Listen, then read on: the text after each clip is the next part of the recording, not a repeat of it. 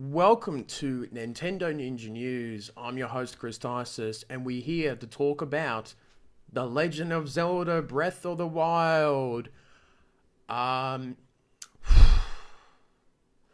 I'm still really tired. So I have to, before I talk about the actual game, I have to give you the context of the feelings I was playing the game. Because I think it's important for it. I'd been filming from 7:30, 8, about 7:30 onwards for about many hours. And by the time I got to play the game by about 5:15 in the afternoon, I'd been filming, pretty much for 8 or 9 hours straight, going around different places, scouting out different things to film. So by the time I got to play the game, I was feeling really tired and sort of annoyed at virtually nearly everything that was happening and pushing through crowds and people and that. So I was basically like a toddler or a child who hadn't slept all day and really needed like an hour to hour nap. Sort of to give you a bit of a context of my sort of feeling about when I was going into the room. So I was feeling really tired. I'm still feeling tired now, and I had a 10-hour sleep straight, and I'm still feeling a bit. So I have filmed a huge amount of stuff, and I guess I can say the film has come in at about an hour and 45 minutes, and that's not the extended film where I show off Sydney and the different places and things like that, and that extended film is going to be insane to watch. So The Legend of Zelda. Well, I was taken into, a 2 minute little preview video that pretty much I think everyone has seen, which was very cool. And then we went into the rooms and we had two demos. One was an open world and the other one was storyline. I think the hardest thing about it was that everyone has seen this demo being played at E3 and places like that. So I'm definitely one of the very few lucky people who got to play it. Not because I won a gold ticket, but because I was part of the media. So that was one of the, I guess, one of the big payoffs of doing Nintendo Ninja News after, 18 months of doing videos and the support of fans, which was great. So the open world, I think, was pretty straightforward. And I think that the only thing that I can really describe to you is the feeling of playing the game, because you know what it's visually like. It's very beautiful. It's very nice, and it plays very fluid like a Legend of Zelda game. But I think the storyline is the interesting one. That was the interesting demo that I played, because it basically starts you from the beginning of the game, and it gives you an idea of that. There's definitely a sense of a storyline there. Moving Link around was fluid and easy. Using sort of like a wooden sword. I was getting a little bit agitated because every time you use a club where you would pick up from some of the enemies, you could only really use it 6 or 7 times, hitting them before it would basically break on you, and you would have to go and find another club. So it's definitely not like Ocarina of Time and other games where you pick up your first, wooden sword from the forest and you can use it repeatedly without worrying about it breaking down. So there's definitely a lot more. There's definitely a survival type feel about it, because you've got to conserve your items and things like that, and you're picking up foods and things like that, which will increase your energy and your health, your little hearts. Killing the enemies was pretty interesting, and moving around and pushing boulders and things like that. Climbing up the hills and things like that was really fun. That was interesting, but you've got to really make sure that you don't run out of stamina, because if you do, you fall off. And I fell off a few times trying to get to the top. I thought if I ate some food while you were going up, that might have helped too. But I'm hoping that there are some sort of items that can increase your stamina along the way, because obviously at the beginning of the game you won't be able to climb up those sort of hills. What else was there? Yeah, so the clubs were interesting, picking up from the enemies and that and knocking them down there. I didn't actually use the bow and arrow, which was a bit strange for me, but I just sort of went with the flow of things. I think during the beginning of the game, you used this little tablet that you get given, which was pretty cool. And there's a sort of an advanced sort of ancient technology used in the game, which I felt was very interesting. Um, as you saw in the trailers, you saw the old man, which looks like a mysterious figure from Wind Waker, and he talks about that Hyrule's been sort of in ruins for a long time. So there's definitely a sort of storyline to that, but the demo sort of deliberately doesn't quite tell you everything about what Breath of the Wild is about.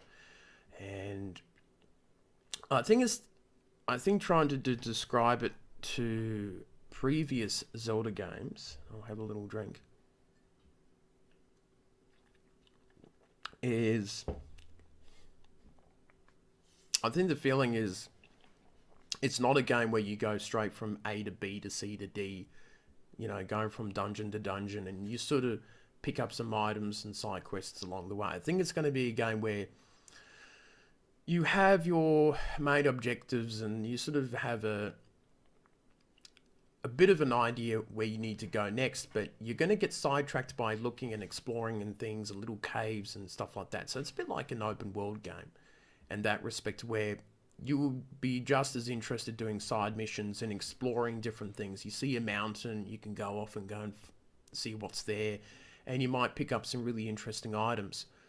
So it's definitely this Legend of Zelda changes that, where you don't have to be on such a linear path.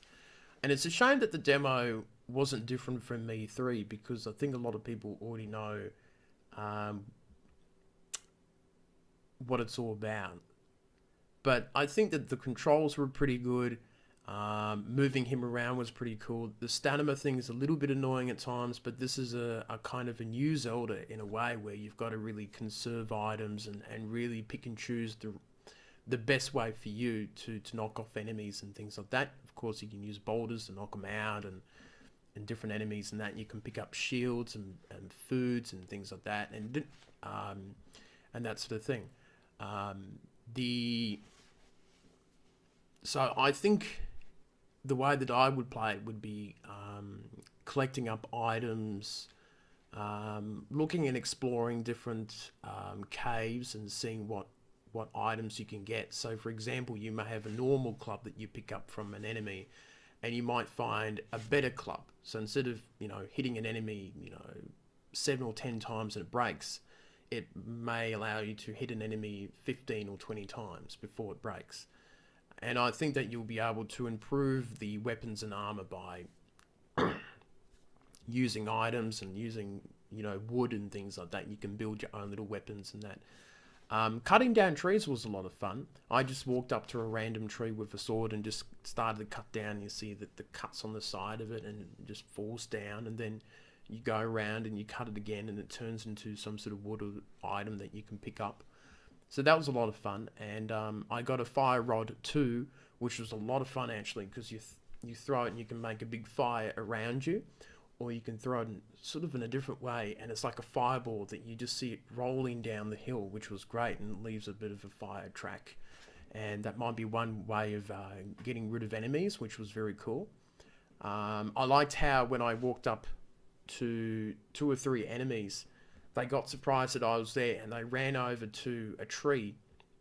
They had their clubs there, and they picked them up. So that was sort of realistic. Like they were resting in a campsite area, and they noticed that there's someone there, and they run over and they pick up the clubs, and they come back and try to beat you up. So that was kind of cool in a way.